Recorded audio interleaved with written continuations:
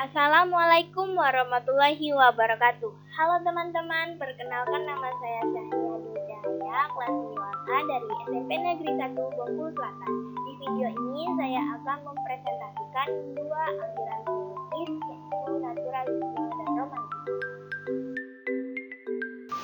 Pengertian aliran seni lukis. Aliran seni lukis adalah sebuah aturan atau acuan yang digunakan oleh pelukis untuk membuat karya seni rupa dalam lukisan.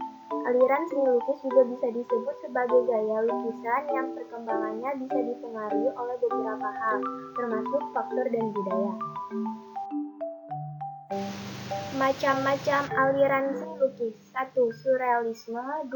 Romantisme, 3. Flora painting, 4. Badingfoot, 5. Ekspresionisme, 6. Kubisme, 7. Fauvisme, 8. Neo-impresionisme, 9. Realisme, 10. Naturalisme.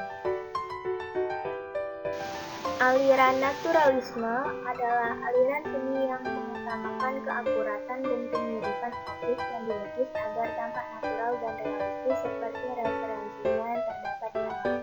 Naturalisme juga adalah bentuk apresiasi seniman pada keindahan alam.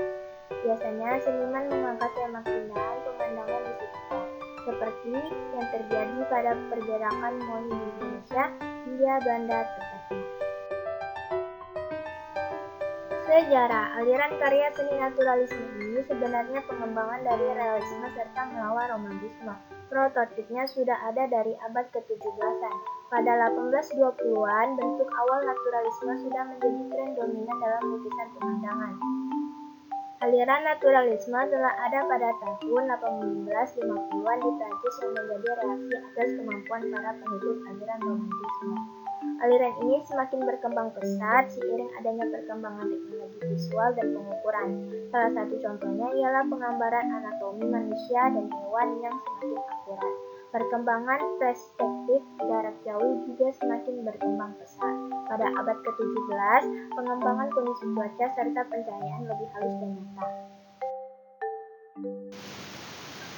Ciri-ciri. 1. Mengutamakan kemiripan gambar pada lukisan dengan objek yang dilukis sesuai dengan referensi. 2. Teknik dan kepiawanan seniman menjadi senjata utama.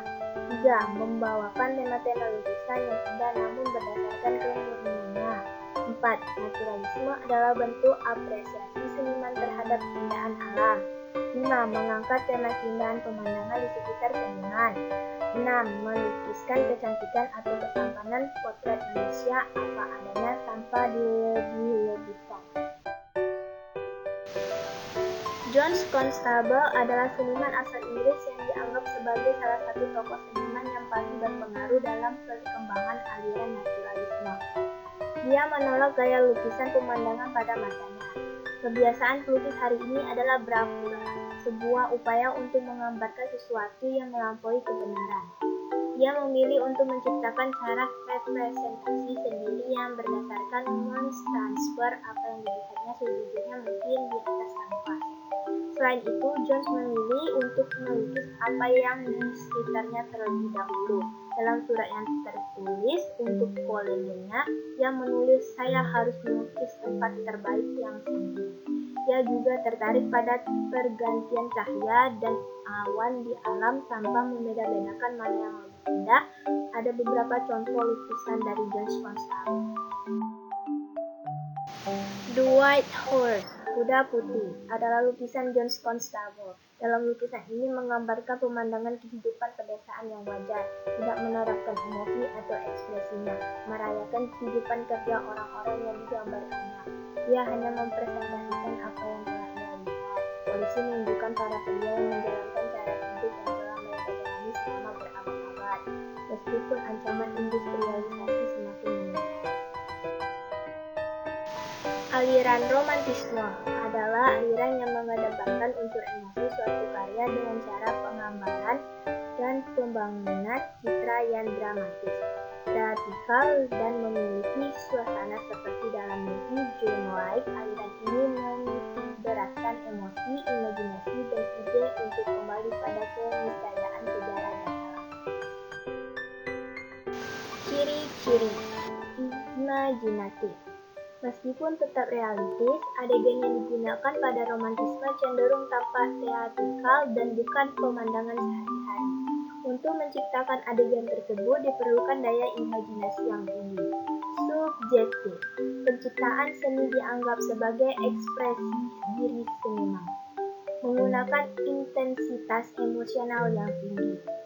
Pencitraan atau suasana memiliki kualitas dreamlike seperti mimpi, menggambarkan perasaan kuat yang tidak harfiah atau menggunakan perumpamaan dan simbol. The 2nd of May 1908. Lukisan ini adalah salah satu contoh sejarah yang dilukis oleh Francisco Goya. Goya menyaksikan sendiri pendudukan Prancis di Spanyol pada tahun 1808. Upaya untuk menggulingkan kerajaan Spanyol dari Madrid memicu pemberontakan yang luas. Pemberontakan itu terjadi pada 1-2 Mei 1808. Sekian dari presentasi saya ucapkan mohon maaf. Terima kasih. Wassalamualaikum warahmatullahi wabarakatuh.